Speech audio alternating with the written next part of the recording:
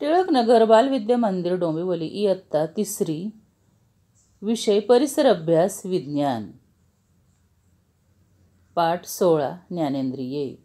सुस्वागत मुलांनो. मागच्या भागात आपण काकू शेंगदाणे भाजत आहेत याविषयी माहिती मिळवत होतो.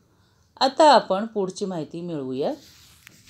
त्या उजव्या हातातील उलथण्याने कढईतले शेंगदाणे परतत आहेत. डोळ्यांनी कढईकडे पाहत आहेत. शेंगदाणे नीट परतले जात आहेत ना याकडे त्यांचे लक्ष आहे. शेंगदाणे खरपूस भाजले गेले की त्यांचा खमंग वास येतो. तो वास नाकाला जाणवला की त्या गॅसची शेगडी बंद करणार आहेत.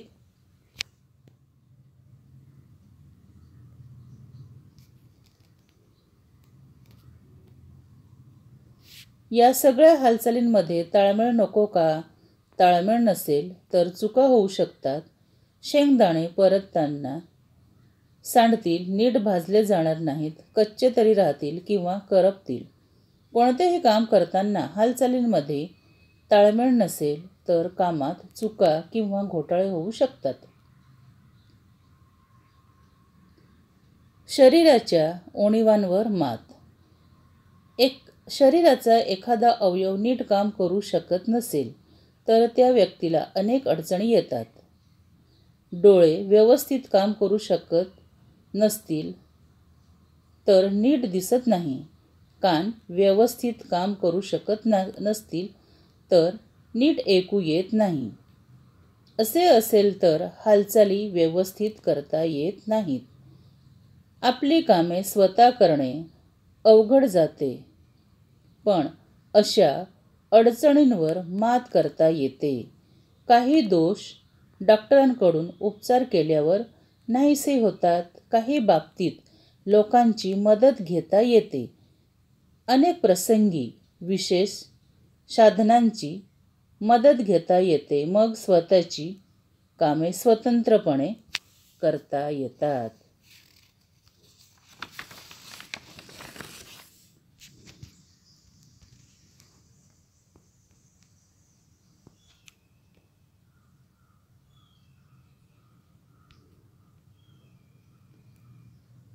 नीट दिसत नसेल तर चष्मा वापरता येतो. अजिबात दिसत नसेल तर आवाज ऐकून हातांनी चाचपून आपली कामे करता येतात.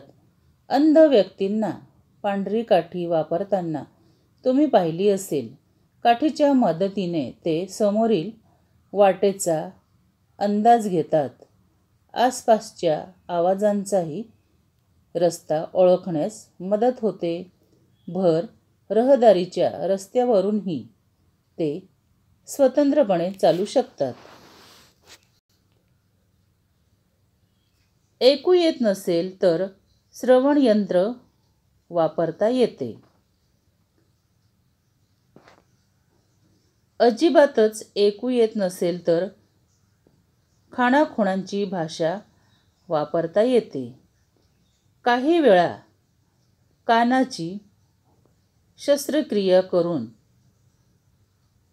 ऐकायला येऊ लागते. पायात दोष असेल तर खास बनवलेली वाहने वापरता येतात. अडून राहावे लागत नाही.